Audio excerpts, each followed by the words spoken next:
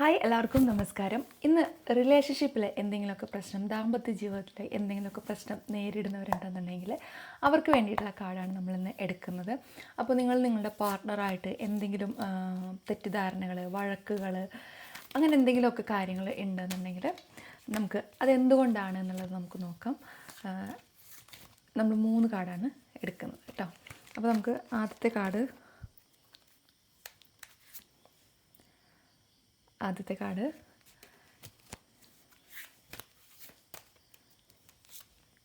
രണ്ടാമത്തെ കാർഡ്,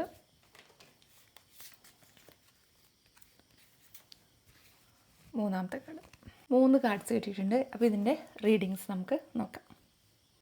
ആദ്യത്തെ കാർഡ് കിട്ടിയിരിക്കുന്നത് 6 ഓഫ് വേർഡ്സ് ആണ്. ഇതിൽ നിങ്ങൾ പറയുന്നത് പഴയ ബന്ധത്തിൻ്റെ സ്വാധീനം ഒരുപാട് നിങ്ങളുടെ ലൈഫിൽ എപ്പോഴും വളരെയധികം സ്വാധീനം ചെലുത്തുന്നുണ്ടെന്നാണ്. ഒരു പക്ഷേ നിങ്ങൾ സെപ്പറേറ്റായി താമസിക്കുന്നവരായിരിക്കാം, അല്ലെങ്കിൽ പ്രണയിക്കുന്നവരായിരിക്കാം. അങ്ങനെ നിങ്ങൾ മാറി സെപ്പറേറ്റ് ചെയ്ത് ജീവിക്കുമ്പോഴും നിങ്ങളുടെ മനസ്സിൽ ഇപ്പോഴും ആ ഒരു വ്യക്തിയെക്കുറിച്ചുള്ള ചിന്തകൾ, ഓർമ്മകൾ, ഇതെല്ലാം നിങ്ങളെ ഇപ്പോഴും ആ ഒരു ബന്ധം നിങ്ങളെ സ്വാധീനിച്ചുകൊണ്ടിരിക്കുന്നുണ്ടെന്നാണ് പറയുന്നത്. ഈ ദമ്പതികളാണെങ്കിൽ നിങ്ങൾക്കിടയിലുള്ള എല്ലാ തരത്തിലുള്ള പ്രശ്നങ്ങളും പരിഹരിക്കപ്പെടേണ്ട സമയവും കാര്യങ്ങളൊക്കെ അതിക്രമിച്ചിട്ടുണ്ട്. കാരണം വേർപിരിഞ്ഞ് നിൽക്കുന്ന ഒരാൾക്ക് വീണ്ടും നിങ്ങളിലേക്ക് തന്നെ വരാനുള്ള ഒരു സൂചനയായിട്ടും ഈ ഒരു കാർഡിൽ പറയുന്നുണ്ട്. ചിലരുടെ കാര്യത്തിൽ നമുക്ക് പറയുകയാണെന്നുണ്ടെങ്കിൽ പഴയ ഒരുപാട് പ്രശ്നങ്ങൾ നിങ്ങളെ അലട്ടുന്നുണ്ട്. അതുമായിട്ട് മുന്നോട്ട് പോകാനുള്ള ഒരുപാട് ബുദ്ധിമുട്ട് കാര്യങ്ങൾ കാണിക്കുന്നുണ്ട്.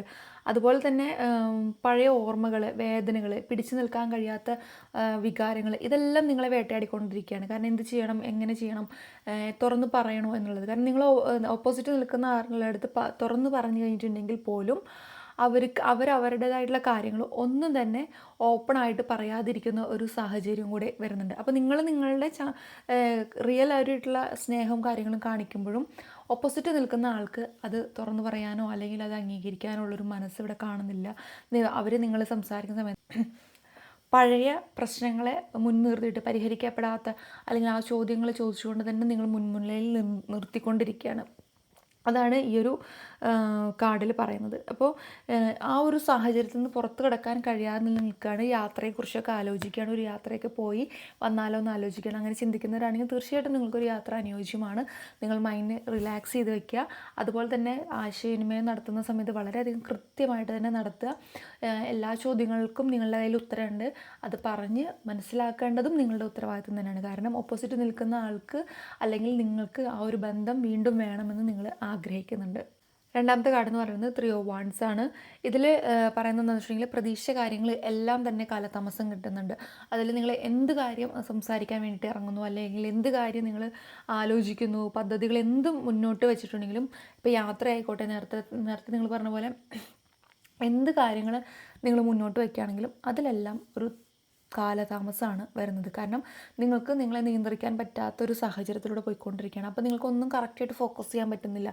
അതാണ് അതിൻ്റെ ഒരു പ്രധാന കാരണം. കാരണം വൈകി പോയിട്ടുള്ള പല കാര്യങ്ങളിലും നിങ്ങൾക്ക് ഭയങ്കര കുറ്റബോധമുണ്ട്. പറയേണ്ട സമയത്ത് പറയണം എന്ന് വിചാരിക്കുന്ന കാര്യങ്ങളൊന്നും പറയാതിരുന്നതിൽ വല്ല കുറ്റബോധം കാര്യങ്ങളൊക്കെ ഉണ്ട്. അപ്പോൾ ഇനിയും കാര്യങ്ങൾ നിങ്ങളിങ്ങനെ താമസിപ്പിക്കരുത്. പൊതുവേ ഇപ്പോൾ പറയാതിരുന്നത് കൊണ്ടുള്ള ബുദ്ധിമുട്ട് കാര്യങ്ങൾ നിങ്ങൾ ഫേസ് ചെയ്യുന്നുണ്ട്. എല്ലാ കാര്യങ്ങളും പിന്നേക്ക് വെച്ചിട്ടുള്ള ബുദ്ധിമുട്ട് കാര്യങ്ങളെല്ലാം നിങ്ങൾ ലൈഫിൽ നേരിട്ട് കൊണ്ടുകൊണ്ടിരിക്കുന്നുണ്ട്. അപ്പോൾ ക്ഷമയോട് കൂടിയിട്ട് തുറന്ന് നല്ല രീതിയിൽ ആശയവിനിമയം നടത്തുക. നിങ്ങളുടെ റിലേഷൻഷിപ്പിലുള്ള ഒരുവിധം പ്രശ്നങ്ങളൊക്കെ പരിഹരിക്കപ്പെടും. ഈ ഒരു കാർഡ് അങ്ങനെയാണ് സൂചിപ്പിക്കുന്നത്. നമുക്കിനി മൂന്നാമത്തെ കാർഡ് നോക്കാം. മൂന്നാമത്തെ കാർഡ് എന്ന് പറയുന്നത് കിങ് ഓഫ് കപ്സ് ആണ്. ഇതിൽ പറയുന്നത് വികാരങ്ങളെ നിയന്ത്രിക്കാനായിട്ട് ഭയങ്കരമായിട്ട് ബുദ്ധിമുട്ടുണ്ട്.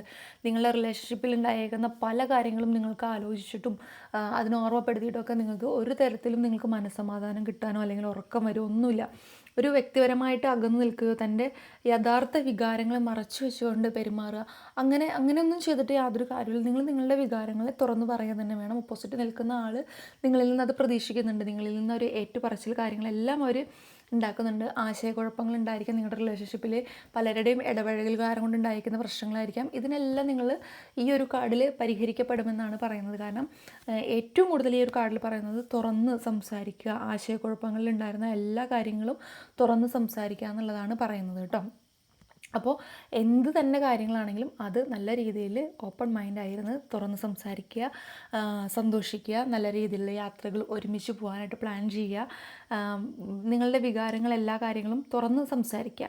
അപ്പോൾ തന്നെ ആ ഒരു റിലേഷൻഷിപ്പിലെ കാര്യങ്ങളെല്ലാത്തിലും നിങ്ങൾക്ക് നല്ല രീതിയിലുള്ളൊരു സംതൃപ്തി കിട്ടും. അപ്പോൾ അങ്ങനെ ഈ ഒരു കാർഡിലെന്ന് പറയുന്നത് സെപ്പറേറ്റ് ആയിട്ട് നിൽക്കുന്ന ആൾക്കാരുണ്ടെങ്കിൽ പോലും അവർ വീണ്ടും ഒന്നിക്കാനായിട്ട് ആഗ്രഹിക്കുന്നുണ്ട്.